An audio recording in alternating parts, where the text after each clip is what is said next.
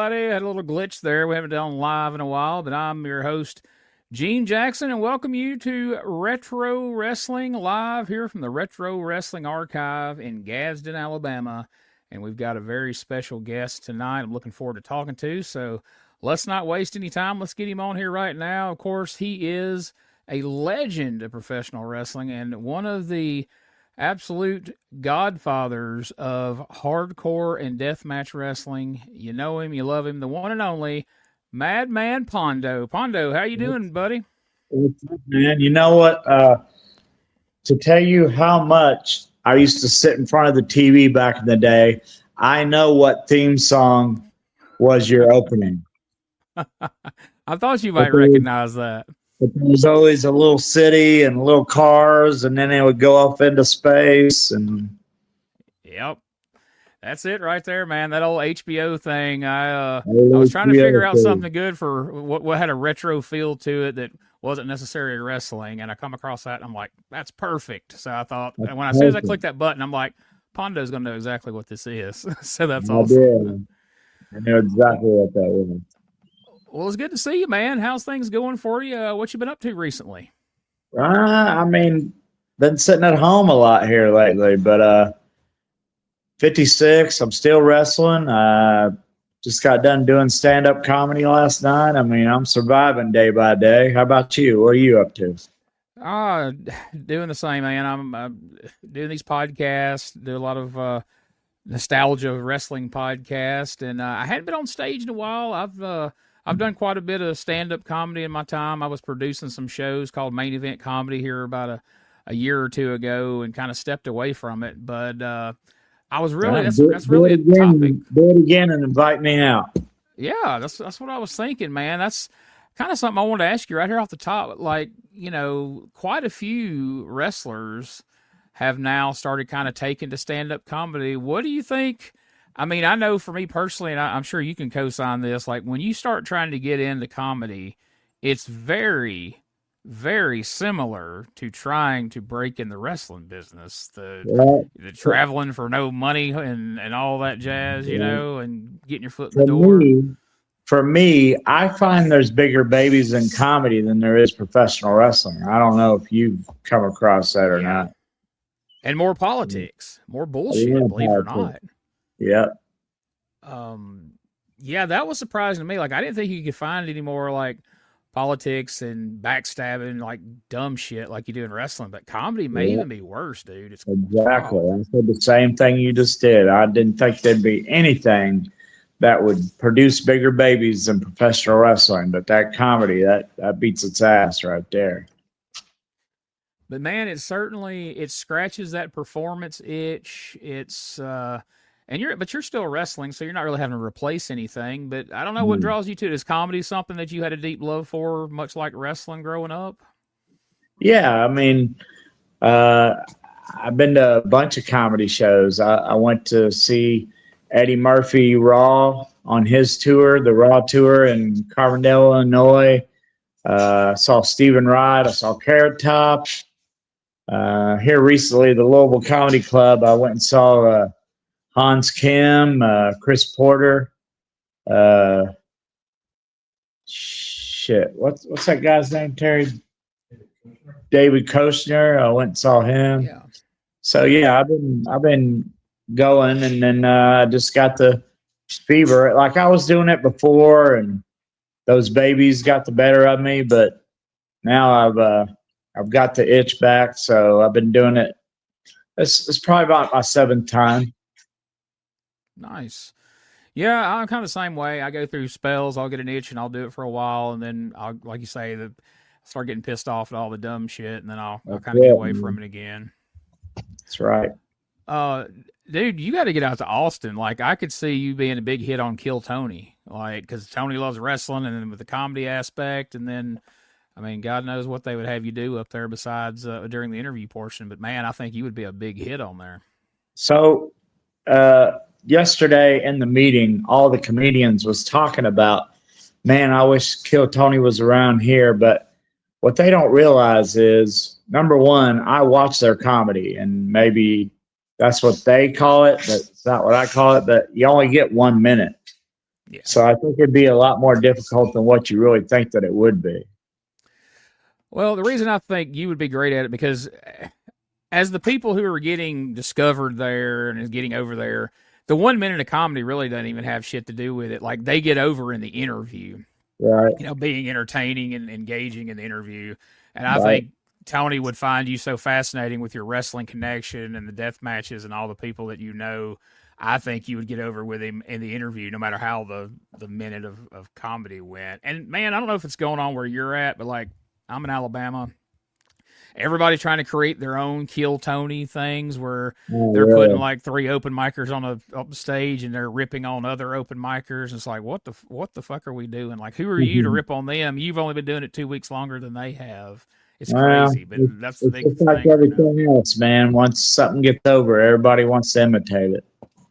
Yeah, for sure, for sure, man. Last time I've interviewed, it's been years now, but I remember I interviewed you right after your first book. And man, what a fascinating book that is. What a fascinating Thank you, life man. and career you've had. Been kind of going back, skimming back through it the past few days when I knew we had this interview coming up. But you've lived a lot of life since then. And so I hear you've got another book in the works. Tell me a little bit about it and how So, it differs from the first one.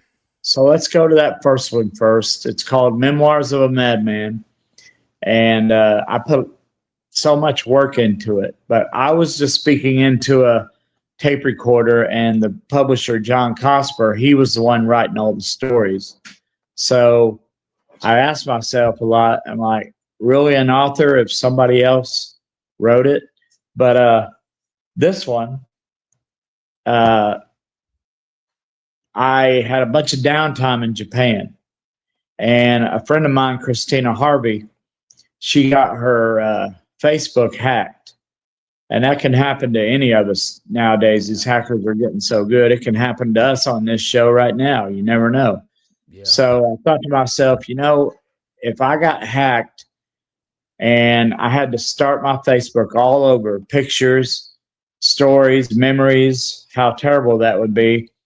So all that downtime in Japan, I thought, you know what? I'm gonna write the second book. So the second book is called Pondo versus the Horror Icons, and it's about me going to conventions or movie theaters and stuff like that, and meeting all these horror icons.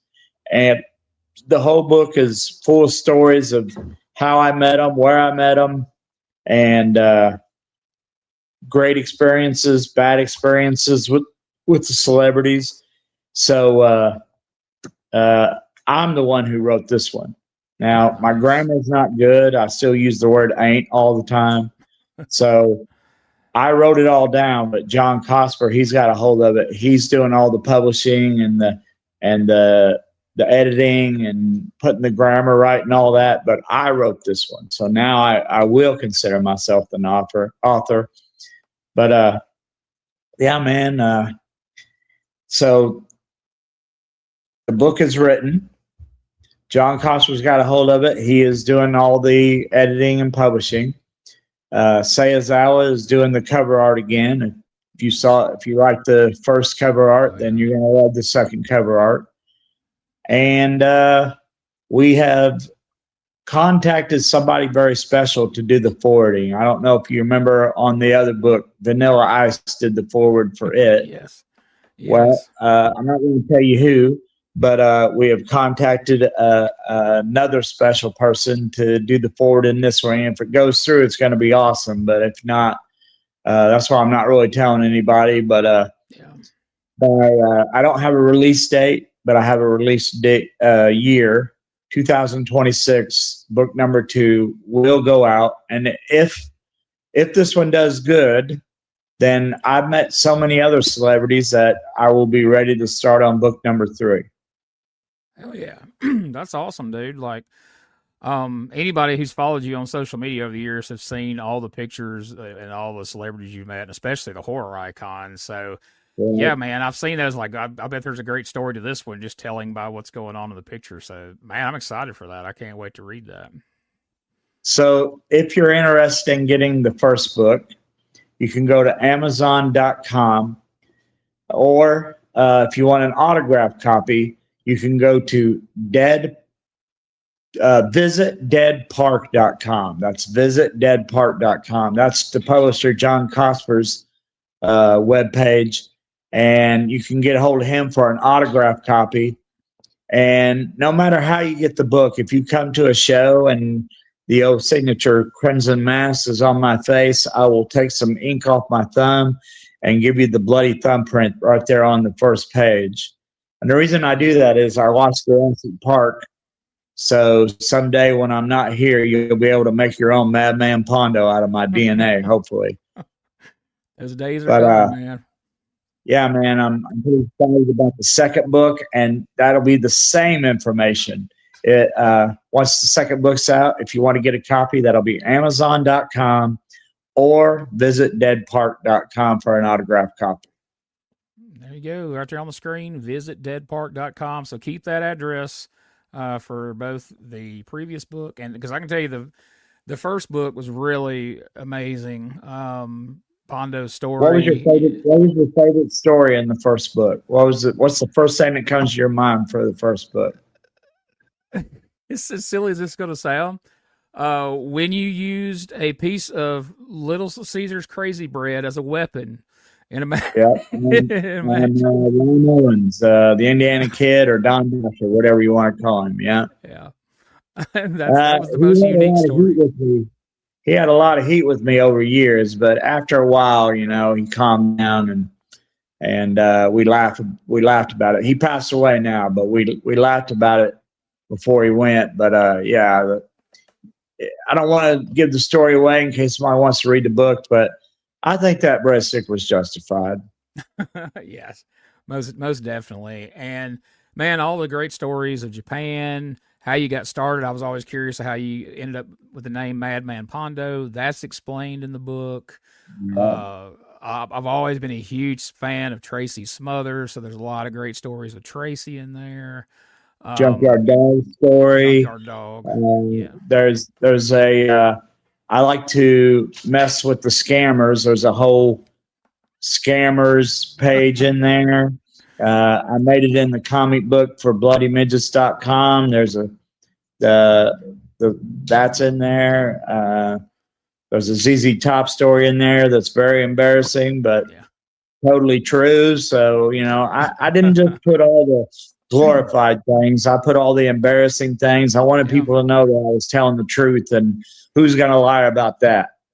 Yeah, exactly. That was the cool thing about it, is after reading your book, it was, I mean, I know you spoke into the microphone and John transcribed it, but excuse me, but listening to it, you could tell it was your words. You felt like, you had been riding in the car on a wrestling trip and you're just sharing these stories, it wasn't like you was somebody else telling them. And yeah, the good, the bad, the ugly, man, you put it all in there.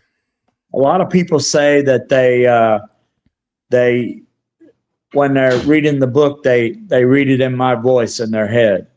Absolutely. Which is pretty cool. Absolutely, because that's tough to do. I've always wanted to write a book for years and years. This past year, I helped Doug Gilbert write a book about Eddie, and then once we finished that, I helped Wolfie D write his book, and both those guys were both pretty impressed that I was able to kind of take what they told me and apply their voice in the typing of it. And as you read those, we've had a lot of people say they can hear it in their voice, which I took as a very great compliment. And very great compliment. Yeah. But yeah, man, that was exactly how I felt, reading that first book. And I can't wait to read the second one. My wife, she always used to on Facebook, would always read when you were screwing with the scammer. She loved going through reading those things. She was like, "Oh, hey, listen to what Pondo did to this guy," and and she's a huge horror fan. So I know she'll be really excited about this second book as well, because there's been a lot of times over the years she's like, "Oh my gosh, look who we met this time," Hey, look here. Yeah. Pat Rose. Hey guys, what's up, Pat? How you doing? Are you familiar with Mr. Pat Rose, Pondo? Southern wrestling legend? Maybe so. I don't know. I get hit in the head so much. He was I can't, he was all over the place in the '80s, big in the Southeast, but he wrestled in WCW and Memphis and Mid South and all over. Great mm, guy, and he put a book out. I think it was last year. That was a real fun story about his career as okay. well. So great to have you with us, Pat. Hope you're doing well, man. And he's now a big time tournament bass fisherman and has a big radio show over there in Chattanooga that people should check out It's if they're always good into when fishing. it's always good when wrestlers figure out that next step and move forward. That's how I'm hoping that this stand up does something with it. Yeah. Yeah, man. I would love to see you do some stand up, man. I've had a few people reach out and was like, hey, why don't you produce another show? So I'm looking into that of finding a venue around here somewhere in Gadsden, and if I can pull something together, man, I'll definitely reach out and see if we Sounds can't get you great. That'd down be here. great. That'd be a lot of fun. So I had a friend when they found out I was going to be interviewing you message me, and I have to say I co-signed this question too because I was a big fan as well. But he said to ask you, do you have any input on if there will ever be any type of return of $5 wrestling, and if we're going to see the freight train back in the ring over around your parts one of these days? I just saw Freight Train at WrestleCade, but he's a big time star now, so we said hello to each other across the hallway. But I was in a hurry, he was in a hurry. But man, I loved $5 wrestling. It was me. So Jake Manning started it.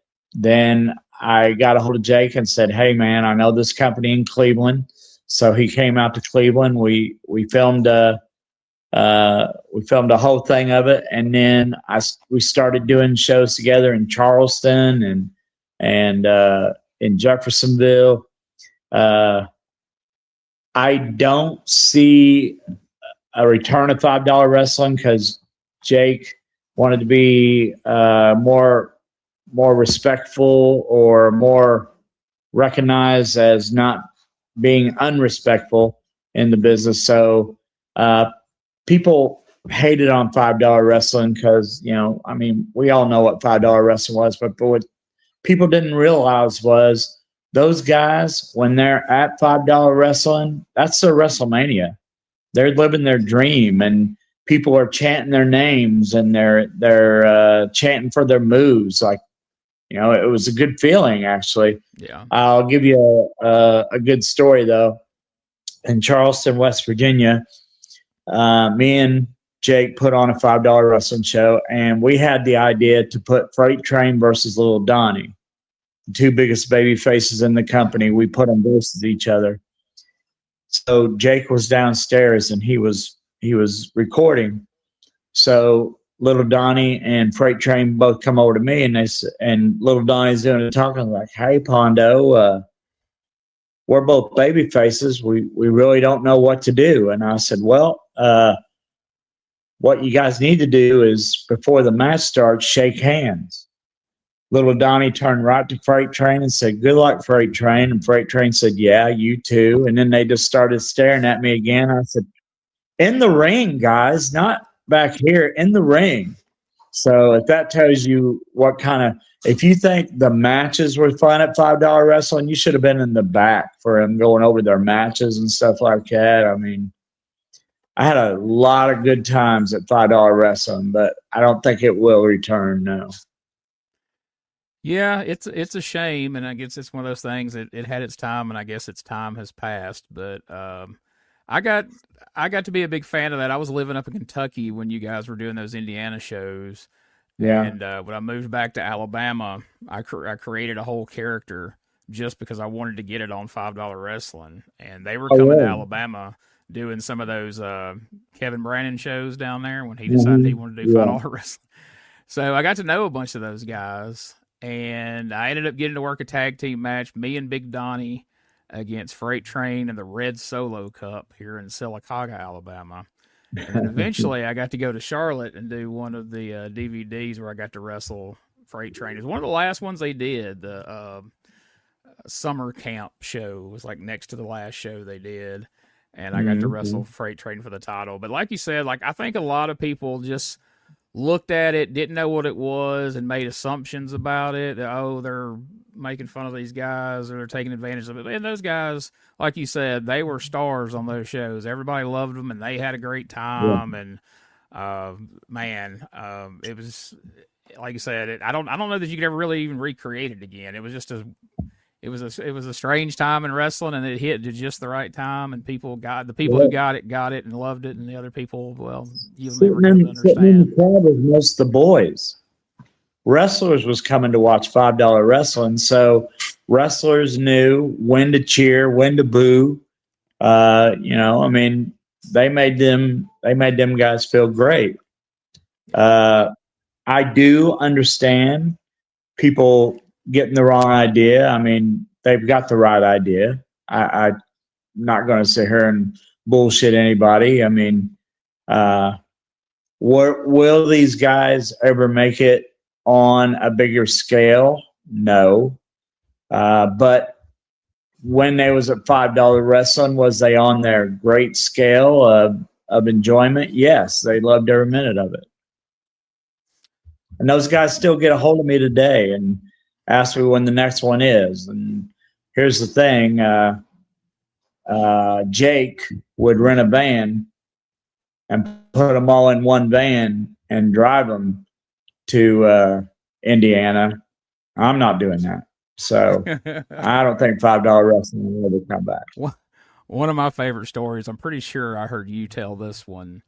You know, when Jake and Freight Train like flew to the UK, and I think there had even been talk of him going. It was Australia. That's it. Yeah, a promoter got a hold of me about Freight Train coming to Australia, and I said, "Yeah, I'll ask Freight Train for you right now."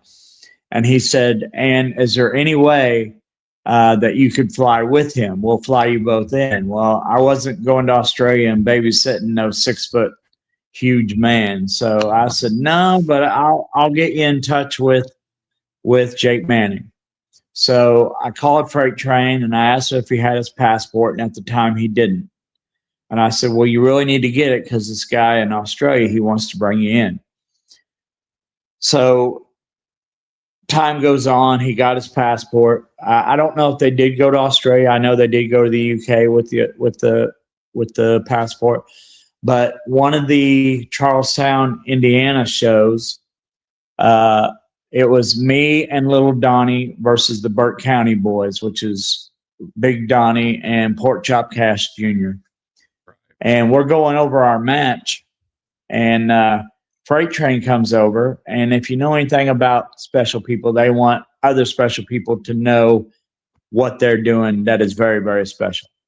So we're going over our match, and Freight Train comes over and puts his fist down on a table, and he's talking to me, but he's wanting the whole table to hear. He says, "Pondo, when you want me to go to Australia, I figured out how to get my passport." And I said, "Okay, Freight Train, well, we'll talk about it here in a minute. We're going over the match." So we went over the match, and everybody's parted ways. But Little Donnie, he come over to me and said, "Pondo, is Freight Train going to Australia?" And I said, "Yeah." And he said, "Is that because of $5 wrestling?" I said, "Yeah." He said, "You think they would bring me too?" And I said, "Well, Little Donnie, I think they only got enough money for one airplane ticket right now." And he looked down, he started thinking, and he looked at me and he goes, "I'll drive." And I'm like, "Well, there it is. I don't know if your geographical map is correct of Indiana, Illinois, Australia, but no, I don't think you're driving to Australia." Oh, yes, that's what I was looking for right there. The first time I heard that story, I was like, because if you know Little Donnie, because I've been around him quite a bit at this point, I mean, that's him to a T right there. And there was no irony, there was no joking. He was dead ass serious. They were going to drive to Australia. Well, I get that question a lot from people, like, are those guys really like that? Yes, they're really like that. But what they're not asking is how happy they are to be there. They was always happy to be there. Oh my God, Dynamite to this day keeps wanting me to run another show. Jeff Hart, Mr. Crystal. WrestleCade, Raider Rock bought his own table, and he had me come in and sit with them. Yeah, I'm still cool with all them $5 wrestling guys. Yeah, Dynamite is something else, man. He loves his stuff. Yes, he is every bit that guy that you saw on the show. He is. Buddy Brandon Wheeler says Gene's stand-up is great. Well, thank you, Brandon. He actually came to a show I did in Jackson, Tennessee last April. He's a big follower. I've got a weekly USWA review podcast where we go back and watch old episodes of USWA, and he's a listener of the show. And that brings up something else I wanted to talk to you about. I remember seeing you wrestle Jeff Jarrett on TV on USWA. Yeah. And then last year we were reviewing 1993, and when we got to Melvin Penrod Jr., I got to doing some digging on him and found him on Facebook. He didn't want to do an interview, but he did let me call him on the phone. We had a nice long conversation. He told me all about, what went on at the time, and I got to talk about it on the show. Great guy. But I know he had a big hand in you guys know each other, and he had a hand in your career. You want to talk a little bit about him? Before he was Melvin Penrod Jr., he was the Avalanche. And on June 24th, 1989, on my birthday, my very first match was versus the Avalanche, Melvin Penrod Jr. And we hung out a lot. We would go to different shows. We worked for Bill Dundee together at a furniture store in Evansville. We was working for Shelby Adcock in Central City, Kentucky. Vincent, I mean, we were pretty close there for a while, but he lived in Graybill and I lived in Florida, Illinois. He lived in Graybill, Illinois. I lived in Florida, Illinois. And I can't remember where he moved to now, but he moved pretty far away. I think he's a district manager of some gas stations now. So he's happy doing what he's doing. But, yeah, man, I can't thank him enough. Even my very first match with him, he treated me great. He could have just beat my brains in, but he didn't do it. So thank you, Roy Penrod. That's his real name, Melvin Penrod Jr. That's what I loved. When he was telling me the story, and he said that they had somehow Jeff Jarrett, I guess, had approached you about, we got this idea for this nerd character to team up with the principal. Do you have anybody in mind? And you thought of him and brought him along, and you guys did a tryout match at the Coliseum. And he said afterwards that Jeff approached him and said, "Man, you'd be perfect." And I don't remember what name he said, but Jeff approached him with some name for the character. And Roy said, I asked him, I said, "What would you think about the name Melvin Penrod Jr.?" And Jeff just lit up and said, "Holy crap, that'd be perfect, man. Where the hell did you come up with that?" And Roy said he pulled his driver's license out and showed it to him. And he goes, "Oh, God, that's your name?" He said, "Yeah, that's my name." Yeah. But what a character that was. At that time, I was hanging out with Glenn Jacobs a lot, the Christmas creature at that time, or Kane, whatever you want to call him. So I was doing all the little spot shows. I did a couple of Evansville shows.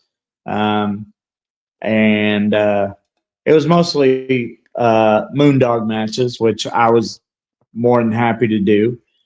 But we was at TV one time, and I'm sitting there with Glenn. And Glenn's got his Christmas creature outfit on. And Buddy Wayne, are you familiar with Buddy Wayne? You remember him? Yeah. He came in and he looked around the room, and the only guy that wasn't on TV was me. So I had a plastic elbow pad and a plastic knee pad on. So he came over to me, and he's got his coffee in his hand. And have you ever been around him? A little bit. So you know that his tongue's always going. And he came over to me and he said, "Boy, what you gonna do with that elbow pad and that knee pad?" And I said, "Nothing." And he said, "Well, why you got it on?" I said, "For a show." And he's showing off to the room is what he's doing. He says, "God damn it. That's what's wrong with the business today.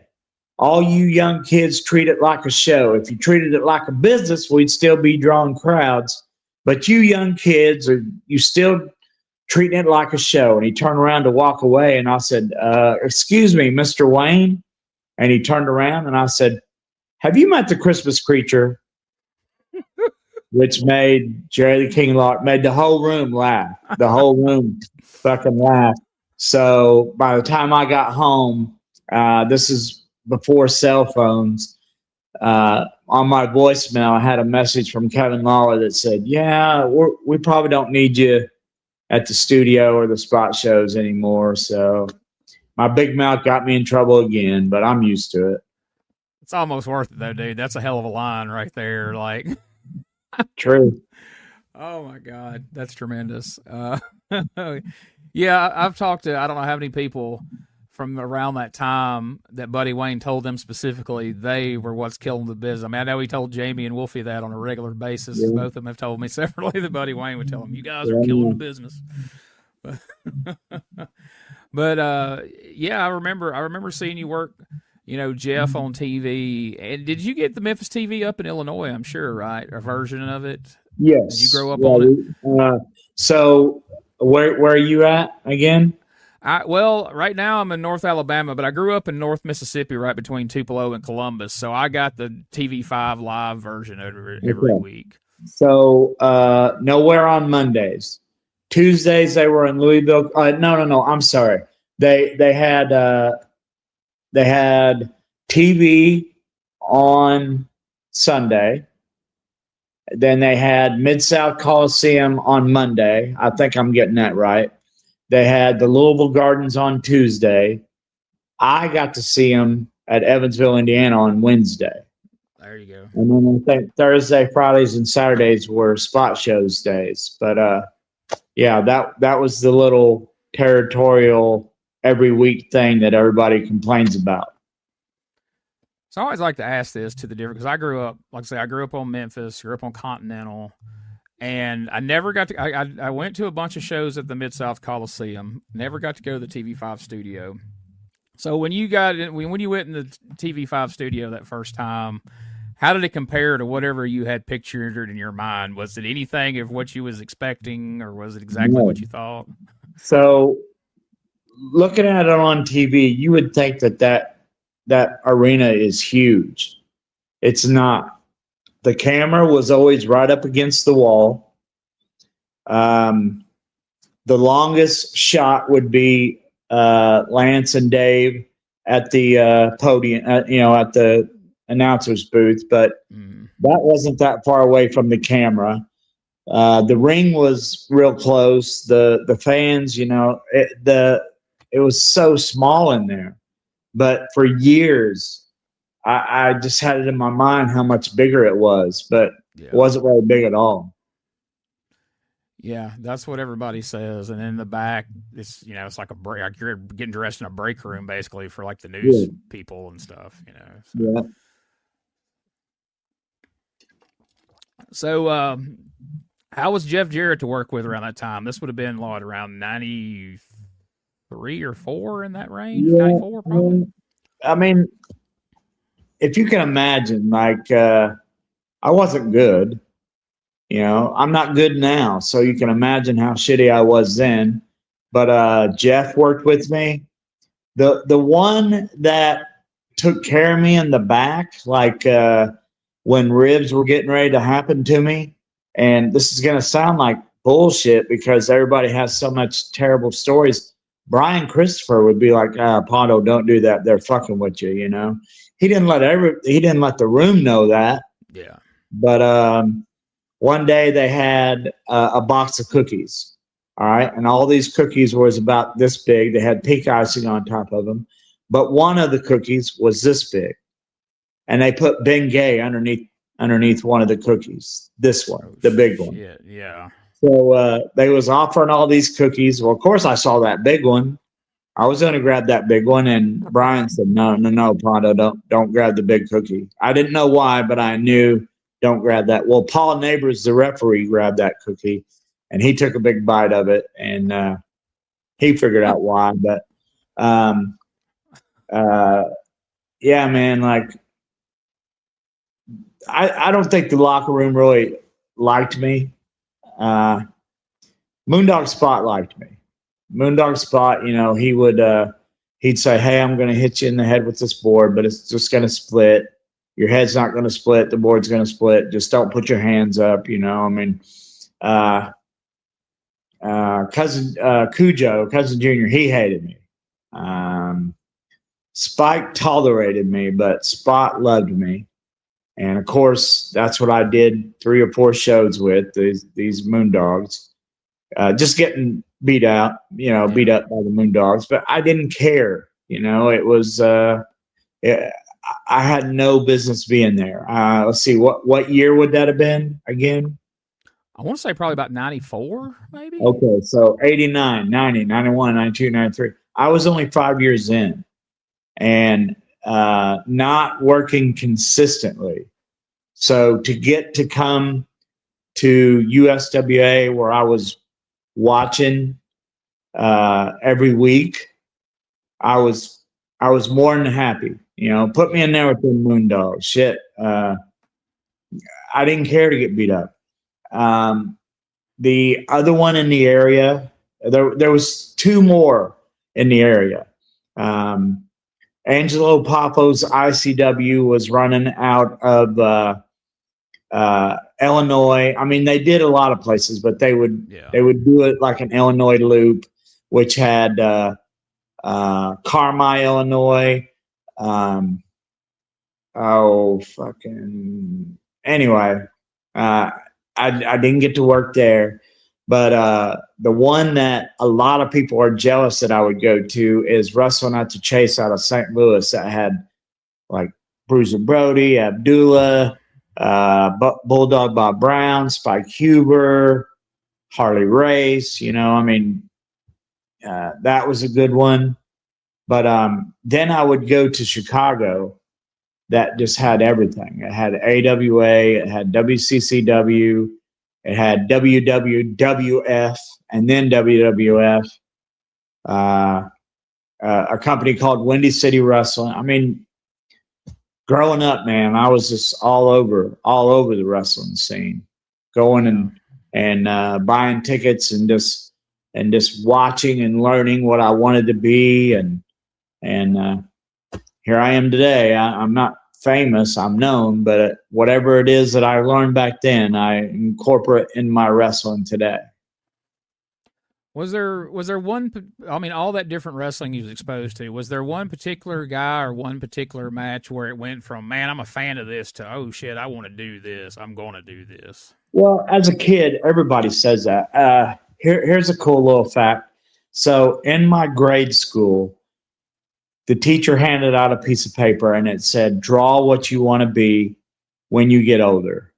So kids were drawing firemen, they were drawing policemen, kiss asses were drawing teachers. I was the only one that had a ring and 2 stick figures going at each other that said, I want to be a professional wrestler. I remember I had to ask my teacher how to spell professional and wrestler. My mom still has that piece of paper today.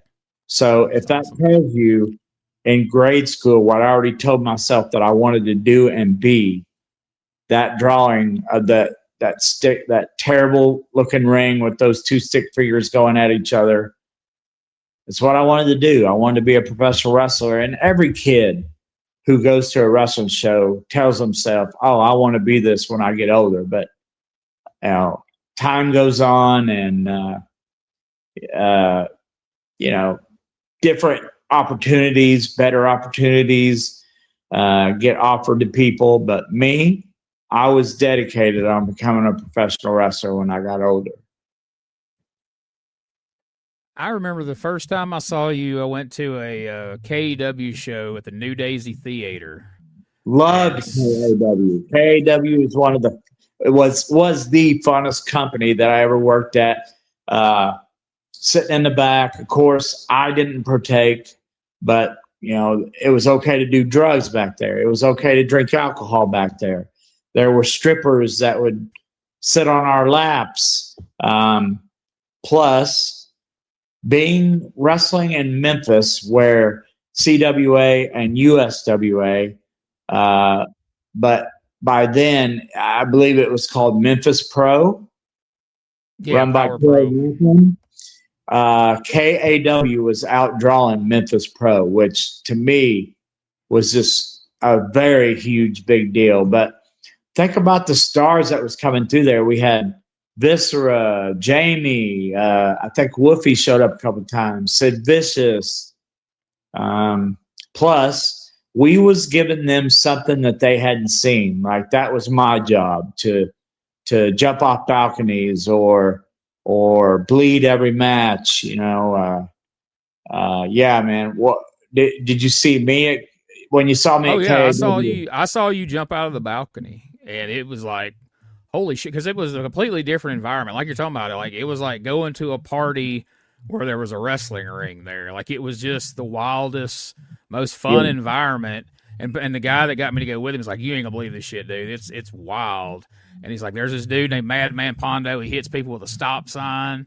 Like he's yeah. crazy." And then he didn't. I mean, at that point, you had not jumped out of the balcony yet, and so we were there and saw you jump out of the balcony, and we just all the way back to Mississippi. We was like, "What the fuck did we just see? That was amazing." And to this day, I don't think enough people talk about KW. I mean, I got a chance to interview Terry Golden about it a year or so ago, and a lot of people still remember it, and there's a lot of the footage. I got a ton of DVDs over here of it, but man, it just don't get talked about enough. It was so innovative. A lot of people was like, "Oh, it was just Memphis's version of ECW," and there were similarities production wise once the TV came along, but Yeah, still, that's a true statement. I'm not gonna lie. I mean, that's what we were going for. We was wanting that ECW feel in a wrestling city that's had wrestling for years. I mean, you was sitting in the crowd. We was drawing 300, 400 people a show because we was showing them something different that they had never seen. And then word was getting out what we was doing. More people started coming. More people started coming. Terry Golden was one of the smartest promoters in that area, if you ask me, doing that.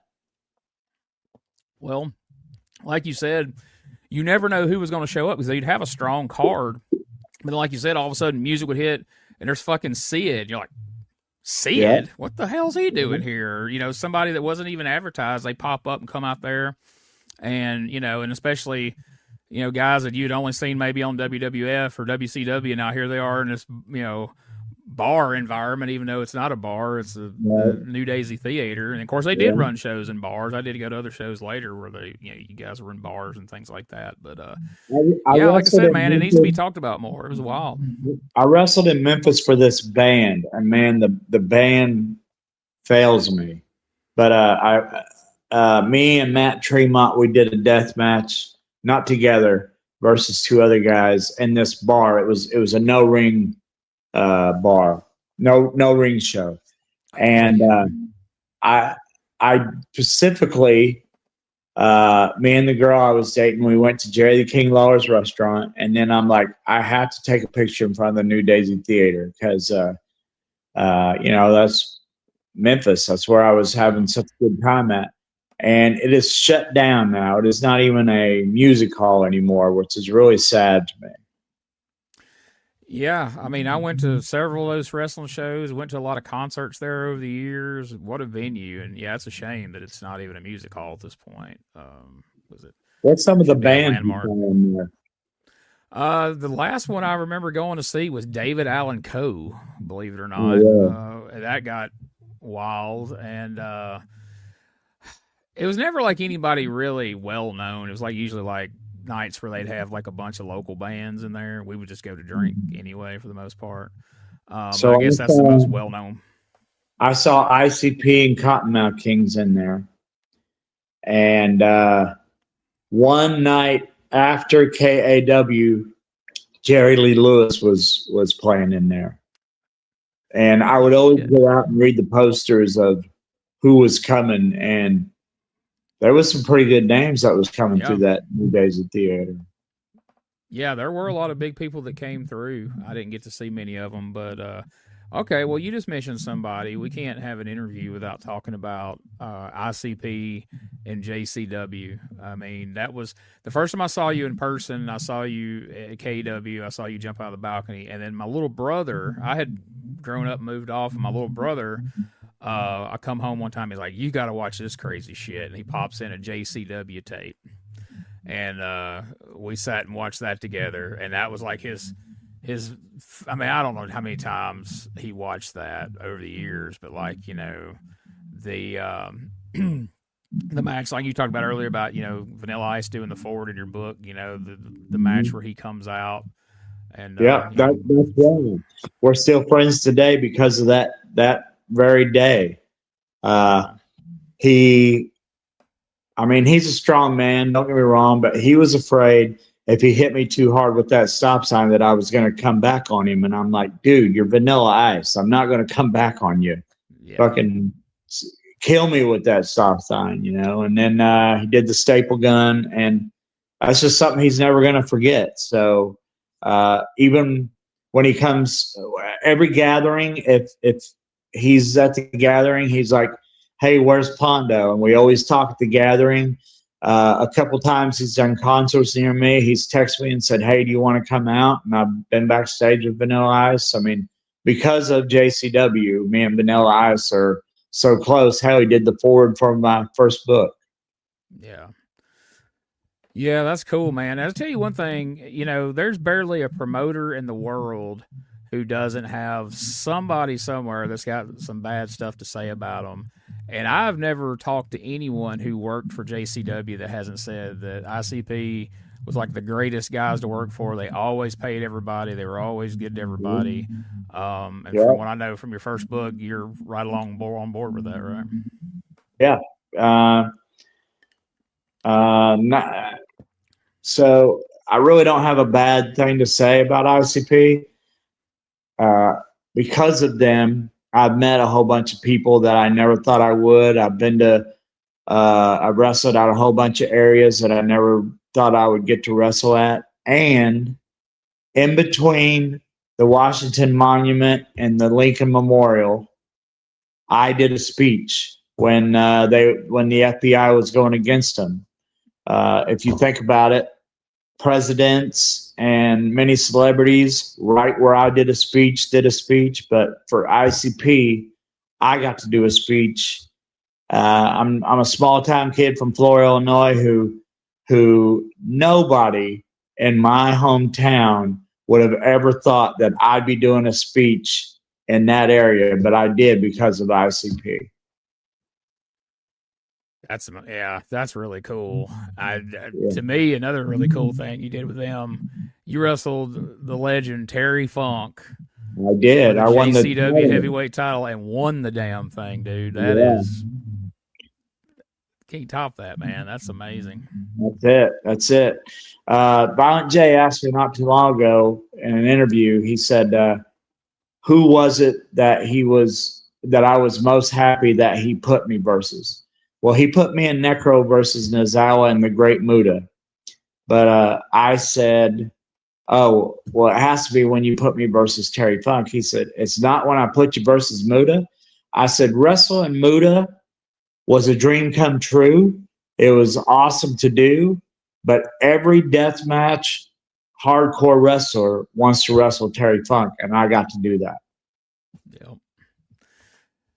Yeah, I mean, there's an argument made for that Terry Funk's the greatest of all time. I mean, people say Flair, people say Shawn Michaels. I don't know, man. It's hard to make a case against Terry Funk because that dude, he was a straight-laced NWA world champion and was one of the best to do it back then. And he evolved with the times all the way up to the end of his life. He changed with the times and kept staying relevant, and he's as highly thought of in the regular wrestling world as he is in the deathmatch wrestling world. Like across the board, everybody loves that dude, and you can't say that for very many people. Most people have their segment of people who love and respect him, but they're not universally loved and respected. Terry Funk, he's one of the best to ever do it, so that's cool, man.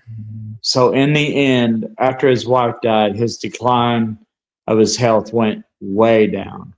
And he had to be in a nursing home. I would call that nursing home, and the nurses always said the same thing. I would say, "Can I please talk to Terry Funk?" And they would say, "Oh, well, who is it? Can I say is calling?" And I would say, "Mad Man Pondo." And the nurses always said, "Oh, we are so glad when you call because Terry always remembers you." So Man, that's yeah, something for me. awesome. We've got a few people who have made some comments here. Let's see. Tommy Uh, Todd. Tommy says, "What did Pondo enjoy cracking skulls with better, stop signs or chairs?" Stop signs. It's got to be stop signs. That's my signature thing. Can't stop Honda. Exactly. That was all you. And then we both know this guy right here, Frank Mullins, aka Izzy Yeah, High, aka American Kickboxer. He said the Daisy was so awesome. Loved yeah, the Marilyn Manson challenge video. yeah. Do you know about that? I don't. I was going to ask you if you could elaborate on that. So, uh, me and Crazy Mary Dobson, Sarah Logan, Sarah Bridges, whatever you want to call her, Van Holla, uh, we was working for Resistance Pro, and Billy Corgan was going on the road with Marilyn Manson. So they was coming to Cincinnati. So me and Sarah asked, "Can we asked Billy, is can you get us tickets for your show?" He's like, "Yeah, yeah, no problem." So during the day, he did a little something called the Billy Corgan Experience, where backstage he did an acoustic set, and we showed up for that. Me, Sarah, and a buddy of mine named Shaq. We call him Shaq, Anthony Eves, and we went to the Billy Corgan Experience. So afterwards, all these people wanted to talk to Billy Corgan, but he wanted to talk to us.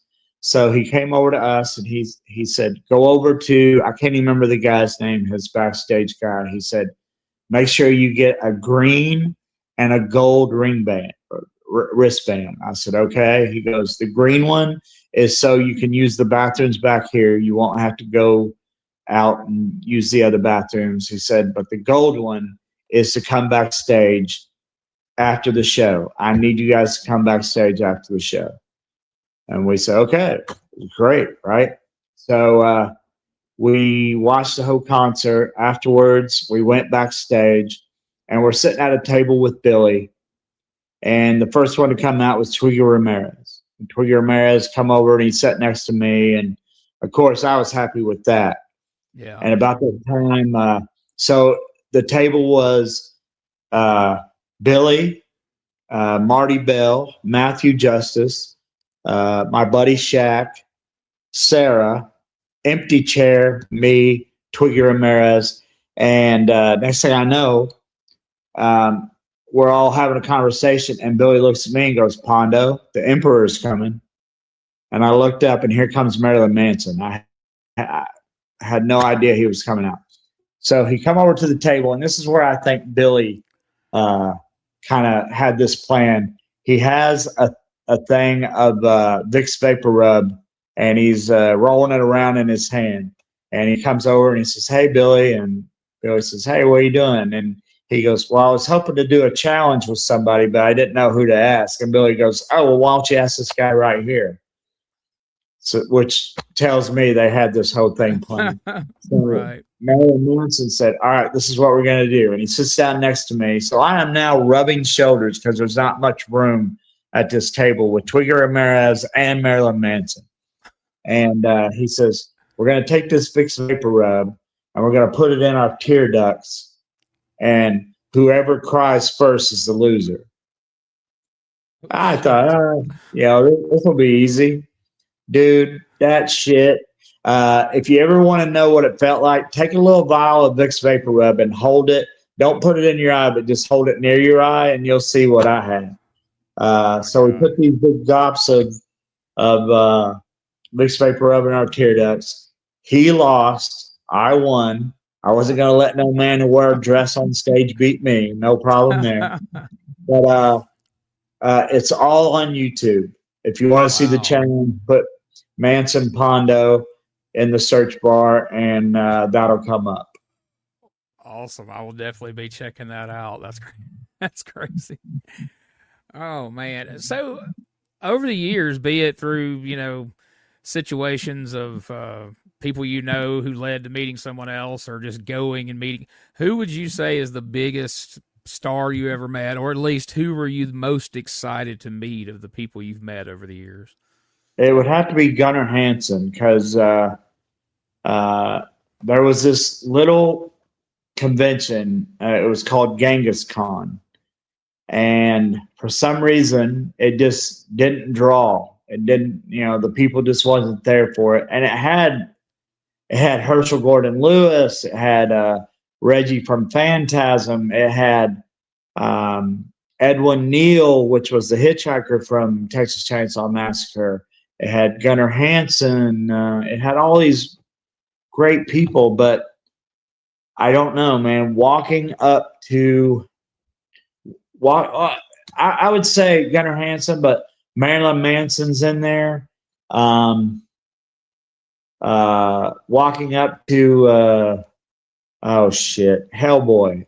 Fucking, I get hit in the head way too much. Ron Perlman. Linda Blair.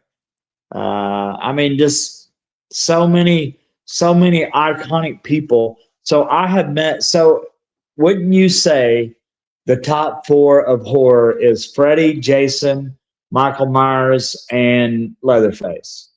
Oh yeah, without a doubt. We have met Robert Englund, Kane Hodder, Nick Castle, Gunnar Hansen, and then I'll even go on. I met Tony Todd, the Candyman. I met Brad Dorff, who was Chucky. I met Doug Bradley, who is Pinhead. I met Linda Blair, who's the Exorcist. All these horror icons that I was going to the movies and loving and never thought that I would ever get to meet, I have met.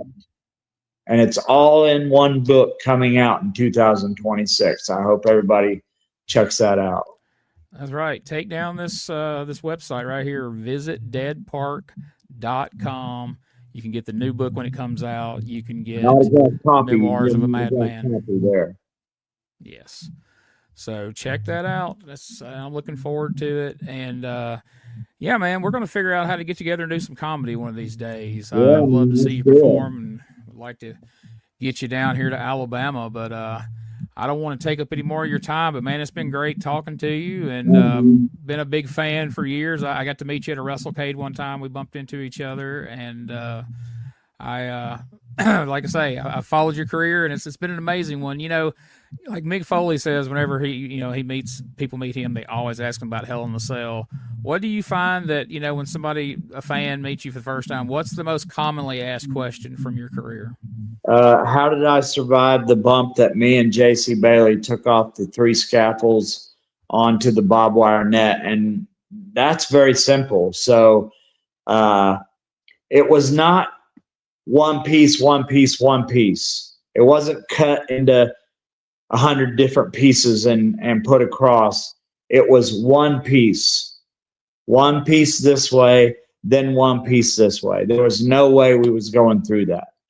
So yes, it did cut us. Yes, it did poke us, but we wasn't going to go all the way through that. And that was me systematically figuring that out, what to do with that. But the thing about that bump is I'm so glad I did it with JC. I'm so glad I did the bump, but we get so much hate from just wrestling fans, like WWE fans or Jim Cornette fans. I love Jim Cornette, don't get me wrong, but wrestling fans just don't understand that bump, and they hate on it so much. And I don't mind if they hate on me. Hate on me all you want, but JC's not here to defend himself. Leave JC alone and just realize that. And one thing that I hate, because Jim Cornette said it, and now all these AKA smart fans, they always say, "Oh, I did it for a hot dog and a handshake." Well, I will say that we probably didn't get what we was deserved to take that bump, but that's not what it was about. We wanted to be remembered in wrestling, and And I think we pretty well done that with just that one match. Absolutely. Absolutely. And I mean, you think of, you invested in, there's a story in your first book people should read about how you got your first death match with Ian Rotten. It didn't turn out Yes. to be a death match, but you wanted it to be a baseball bat match, barbed wire baseball bat match. And you invested in yourself to get that first match. And there's people who would have said, that's crazy, man. I wouldn't pay somebody to go have a match with them. But that first step you took is what built to the next thing and the next thing and the next thing. And here we are sitting here talking about your phenomenal career. So, Yeah, people. Okay, so investing in yourself is very important. Number one important thing is don't only wrestle in your area. Nobody. I mean, it could happen, but the chances of you getting noticed in your 40-mile area is not as good as you get noticed if you get your ass out there to show after show after show. Yes, you're going to eat some shit sandwiches, but invest in yourself. Spend a little gas, spend a little time, spend some hours, get out there, show people that you want to be known in this business. The second one is, man, so I know you thought that I voluntarily paid for that first match, but the promoter didn't pay him. When I found out that, I'm like, no, bring him. I'll pay him. So it's not like I voluntarily did that, but I did do that. But I'm glad I did that because that same guy, which I don't mention his name, took me on the road. And no matter what he did, I did my own thing. I stayed humble, which he did not. I'm still wrestling. I'm still liked in this business. He is not. So, yeah, man, that's how I did it. One last thing I got to mention, and you talked about it at length in the first book, but it's one of the things that I find fascinating because for some reason I've always been amused and fascinated with Herb Abrams' UWF. And so for you to have that match early, like how many matches had you even had? I was only 2 years into the business. Yeah, and there you are. You pop up on the UWF Fury Hour. Yeah. And I don't know. I mean, like I said, you've told the story, but just tell us a little bit about your interaction with Herb Abrams and the living legend Bruno Sammartino, and just kind of a little bit about that weekend. Captain Lou Albano and Greg DeGeorge. Like when me and the Super Ninja, who was managing Ricky the Dragon Steamboat at the time, when we showed up, Bruno Sammartino and Captain Albano were so impressed with me. They wanted to talk to me, and I'm freaking out. I'm like, I watch these guys on TV. Why are they so interested in me? What I didn't know is Howard Bratney had lied and told them that I could do all these moonsaults and flips and jumps over the top ropes and all this stuff, and I haven't done any of that. So they got really disappointed at the end of the night. And Bruno Sammartino, Captain Lou Albano, and Greg DeGeorge pulled me in this room and's like, what happened to all that stuff? I'm like, I've never done any of that stuff. So what that was Howard Bratney needed a ride to that show. So he asked me. Which was like Florida, right? Yeah, Florida, at the War Memorial Coliseum. And he didn't tell me that he had lied and told them that I couldn't do all that stuff. I could have faked a leg injury. I could have done anything. Then 2 years in the business, got in there looking stupid in front of them guys. But I was booked on 3 UWF shows after that. But after that match, I was booked on no UWF shows. But I at least got that one in there. And them talking about Herb Abrams on that dark side of the ring.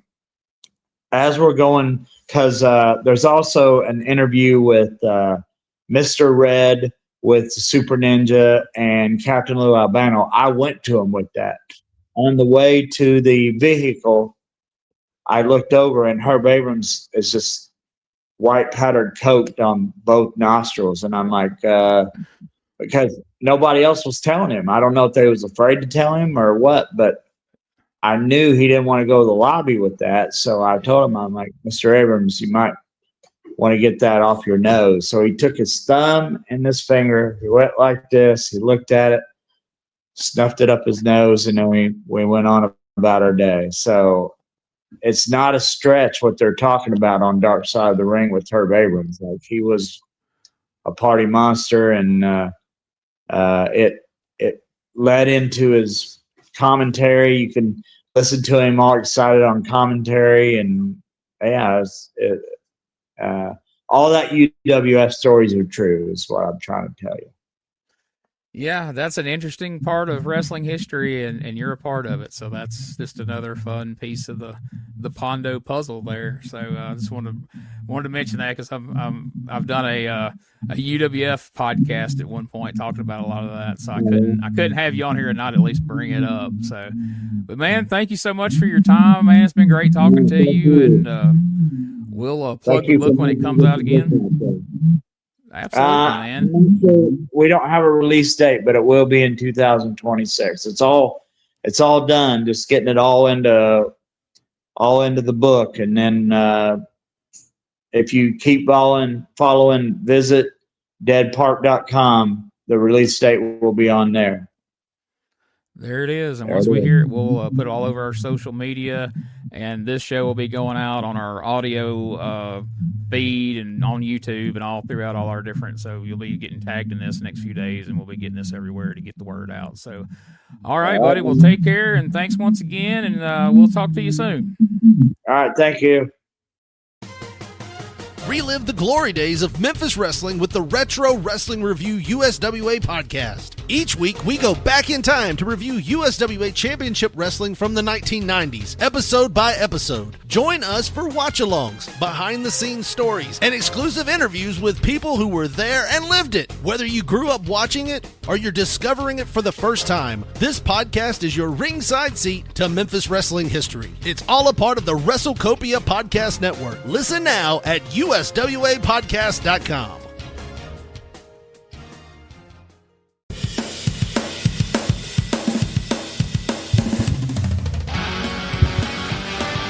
Tired of the same boring wrestling podcast? Need something with attitude, chaos, and maybe just a little cussing? That's stspod.club, and we got it all covered. We've got wrestling weirdness with WTF News Desk, 5-minute time limit, and the Southern fried brain of me, BT, steering the whole ship. We also have rolling into Mempho every week about the current Memphis wrestling. Interviews, hot takes, and wrestling outrageousness so wild it might get you banned in 12 states. That's right, it's SDSpod.club, or search all podcast catchers for Shooting the Shiznit, where wrestling podcasts grow chest hair. Not sure what that meant. Love my mama. Hey guys, Ray Russell here. Lots of new stuff happening here at WrestleCopia. If you haven't checked out our website at WrestleCopia.com, it's a great way to keep up with the latest episodes of all of your favorite Copia programming, from the Wrestling Memory Grenade to Regional Wrestling with the Territory Talk, the Wrestling Stoop with the legendary Bob Roop, and of course all of those programs also available at your favorite podcast streaming platforms. And if you want to stay up to date with everything going on in the Copia world, all the latest news, random thoughts, fun videos, pictures, and more, make sure to join the more than 33,000 followers over at Facebook.com/Wrestling Grenade. Don't be left out. And last but definitely not least, it's what keeps the entire machine going. I'm talking about Patreon.com/WrestleCopia. We appreciate your support in helping us pay the bills to keep the WrestleCopia Podcast Network running and enabling us to continue to bring you all the quality programming that we offer. The Retro Wrestling Review. WCW Podcast is a bi-weekly podcast where Gene Jackson and Bob Anderson go back and watch all the WCW pay-per-views and Clash of the Champions events starting in 1989.